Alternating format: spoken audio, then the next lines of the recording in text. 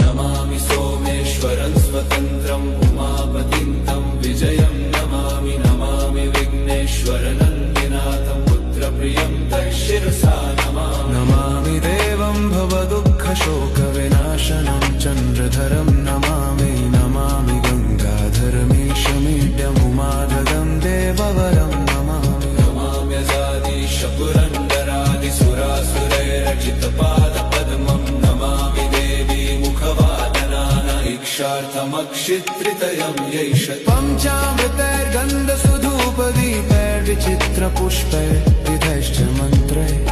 अन्नप्रकारैः सकलोपचारैः सम्पूर्ण